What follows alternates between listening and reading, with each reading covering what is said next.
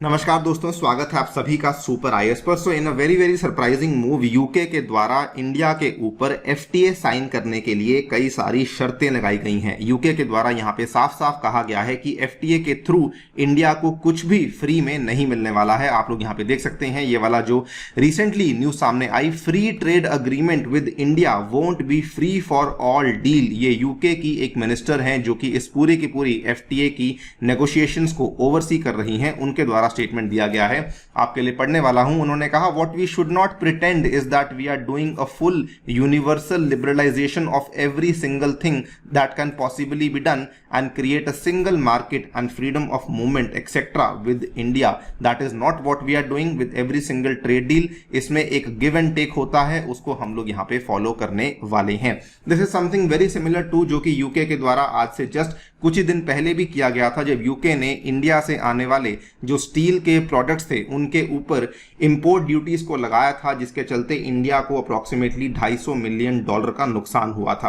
और अब यूके उसी तरह की शर्तें लगाने लग चुका है इंडिया के साथ, अगर एफटीए को साइन करना है। बात करेंगे इस पूरी की पूरी कहानी के बारे में। ऑल्सो जाना जाएगा कि इंडिया यूके आखिरकार आपस में एफटीए को साइन क्यों कर रहे हैं। आइए शुरू करते हैं दोस्तों मेरे साथ। मेरा नाम है अनिरुद्ध। यदि आप लोग इस लेक्चर की पीडीएफ को डाउनलोड करना चाहते हैं तो यहां पर दिए गए टेलीग्राम चैनल के माध्यम से कर सकते हैं। ऑलराइट, थोड़ा बैकग्राउंड जान लेते हैं। सो इंडिया और यूके के बीच में जो आपसी ट्रेड है, जो आपसी व्यापार है, वो अभी भी ठीक ठाक चल रहा है। अगर आप देखें तो यूके की अप्रोक्सीमेटली 600 कंपनीज हैं जिनकी सब्सिडरी कंपनीज भारत में फंक्शन करती हैं, जो कि भारत में अप्रोक्सीमेटली 3,20,000 लोगों को नौकरियां भी देती हैं। इसमें प्रमुख तौर पे आपने नाम सुना होगा कंपनी कॉल्ड एज जेसीबी, जो कि यूके की कंपनी है, जो कि इंडिया में अपनी सब्सिडरी चलाती है, काफी सक्सेसफुली काम करती है। और जो यूके की जानी मानी कंपनी यूनिलीवर है, उसका जो इंडिया का सब्सिडरी है Hindustan Unilever limited, also called as HUL, वो भी इंडिया में अच्छा काम कर रही है। और इनके द्वारा जो बनाए गए प्रोडक्ट्स हैं, they are even exported to over 110 countries across the globe, जिसके चलते भारत का जो आत्मनिर्भर भारत का लक्ष्य है वो भी काफी अच्छे तरीके से पूरा होता है। नॉट जस्ट दैट, इंडिया भी यूके में काफी बड़ा निवेशक है, स्पेशली कई सारे डायनेमिक सेक्टर्स में, जैसे कि फिनटेक हुआ, इलेक्ट्रिक व्हीकल्स हुआ, बैटरीज हुई। अगर आप देखें तो 2020-21 में India was actually UK's second largest source of investment, अगर हम बात करते हैं नंबर ऑफ प्रोजेक्ट्स के केस में। बल्कि अगर आप देखें तो दोनों की दोनों जो इकोनॉमीज हैं वो इवन दो इतनी बड़ी हैं, इंडिया यहाँ पे ऑलमोस्ट नंबर 5 पे, यूके नंबर 6 पे, लेकिन दोनों की जो आपस की ट्रेड रिलेशनशिप है वो पोटेंशियल के हिसाब से परफॉर्म नहीं करी है। और इसीलिए ये वाला जो एफटीए था, ये प्रपोज किया गया था कि अगर एफटीए लेकर आते हैं तो ना केवल दोनों की जो आपस की इकोनॉमीज का ट्रेड है वो भी बेहतर होगा, बल्कि जो इकोनॉमिक टाइज है उसमें भी हमें काफी ज्यादा एक उछाल देखने को मिल सकता है। और इसी के चलते यहां पे इंडिया यूके के एफटीए की बातचीत शुरू हुई थी।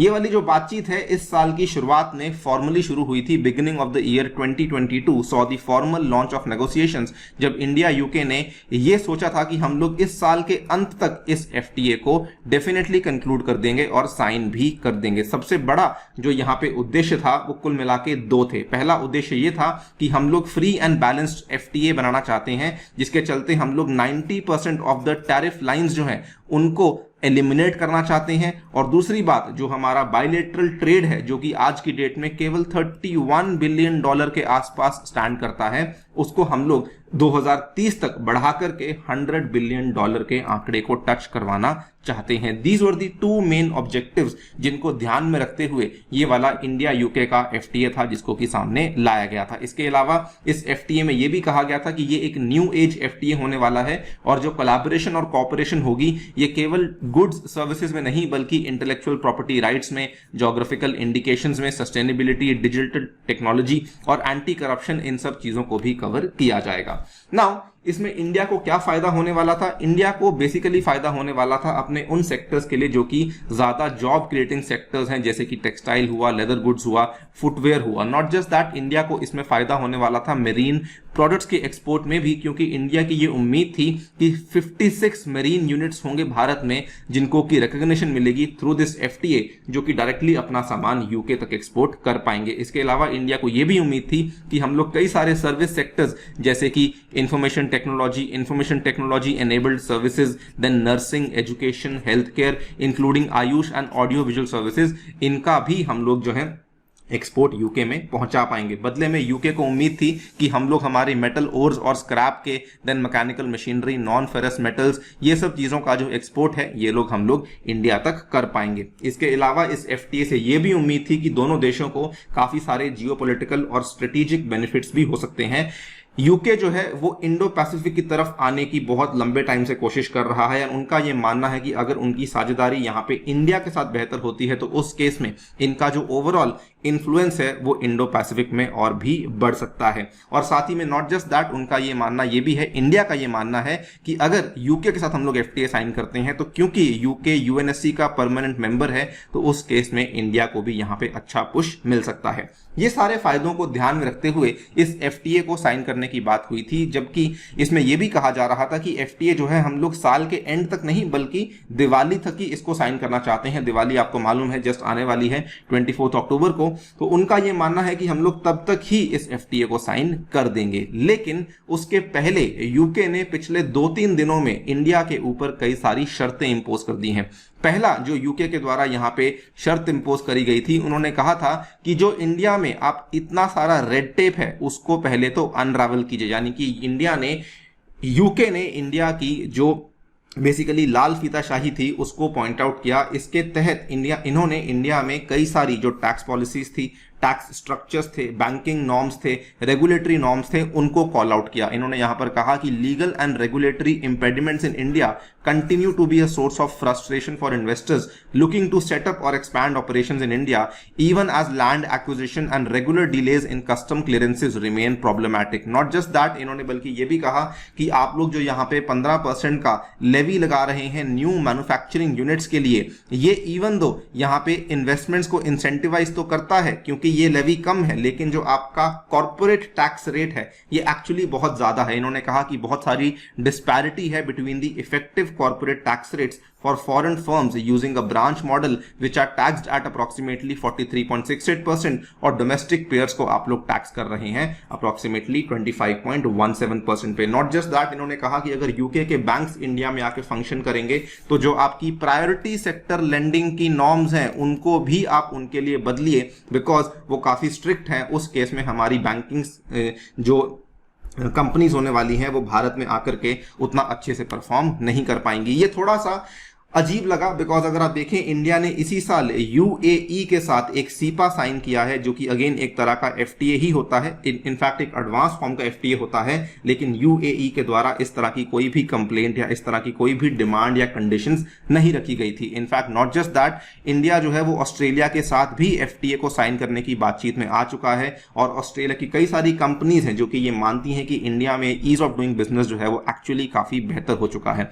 अगर आप उस तुलना में देखें तो यूके के द्वारा जो लगाए गए यहाँ पे शर्तें हैं वो थोड़ी सी कड़ी हैं, बिकॉज यूके ये चाहता है कि उनका जो सर्विस सेक्टर का एक्सपोर्ट है इंडिया में वो और भी ज्यादा हो सके।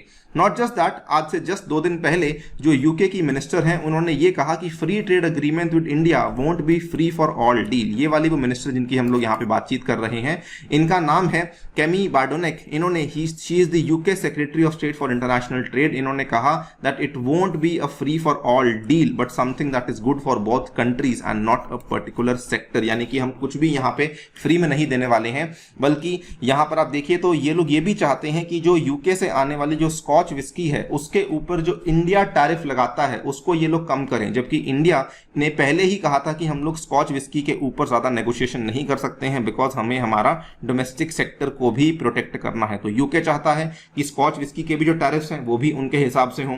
जो आईपी के रूल्स हैं उसको यूके कई बार उठा चुका है, नॉट जस्ट यूके बल्कि ईयू में जब यूके शामिल था उस टाइम पर भी कई बार उन्होंने उठाया था कि इंडिया के जो इंटेलेक्चुअल प्रॉपर्टी के रूल्स हैं उसको लेकर हम लोग सहमत नहीं हैं, हम लोग खुश नहीं हैं, तो उनको भी आप लोग बदलिए। सो कई सारी शर्तें हैं जो कि यहाँ पे यूके इंडिया के ऊपर लगा रहा है, including the changes of tax policy and the banking norms, और अब ये वाली चीजें भी यूके के द्वारा कही जा रही हैं। ऑब्वियसली ये फैसला तो अल्टीमेटली इंडियन गवर्नमेंट का ही है कि उनको साइन करना चाहिए इस चीज को या फिर नहीं, लेकिन एक चीज काफी क्लियर है कि जो सिचुएशन फिलहाल यूके में बनी हुई है, जिस तरीके से जो यूके का पाउंड है वो नीचे गिरता ही जा रहा है, उस केस में यूके के जो एक्सपोर्ट्स होंगे उनको फायदा होगा और इंपोर्ट्स को नुकसान होगा, और उस केस में इंडिया को नुकसान ज्यादा हो सकता है, बिकॉज यूके इंपोर्ट कम करेगा और एक्सपोर्ट ज्यादा करने का प्रयास करेगा। नॉट जस्ट दैट, यूके को लेकर आईएमएफ भी बोल चुका है कि आपकी इकोनॉमी जो है वो काफी खस्ता हालत में है, और अगर आपने जल्द ही अपने टैक्स रेट्स को नहीं बदला तो उस केस में आपकी जो कॉस्ट ऑफ लिविंग क्राइसिस है वो काफी वर्सन हो सकती है। उस केस में भी इंडिया को ये वाला जो एफटीए है वो साइन करने का बहुत बड़ा फायदा एटलीस्ट इमीडिएट और शॉर्ट टर्म में नहीं देखने को मिलेगा। बाकी देखते हैं क्या होता है। आप लोग क्या सोचते हैं इस डेवलपमेंट के बारे में, डेफिनेटली बताइए हमें कमेंट सेक्शन में। जाने से पहले आपको बताना चाहूंगा कि टेक्स्ट बुक दोस्तों आपके लिए लेकर आया है सुपर कोचिंग, जिसके माध्यम से आप लोग घर बैठ के इंडिया के बेस्ट यूपीएस इंस्टीट्यूट्स की मदद से अपनी तैयारी को पुश कर सकते हैं यूजिंग अ सिंगल सब्सक्रिप्शन, जिसमें कि आपको सभी टीचर्स के लेक्चर्स और इवन हमारे जो लेक्चर्स और कोर्सेज हैं अवेलेबल करवाए जाएंगे। मेरा साइंस एंड टेक का कोर्स ऑलरेडी लाइव हो चुका है, आप इन सभी चीजों में आकर के हिस्सा ले सकते हैं यूजिंग माई कोड अनिरुद्ध। जो इफेक्टिव कॉस्ट आपको पड़ेगी that is only going to be 2400 rupees per month. Thank you so much for listening, stay tuned and stay safe.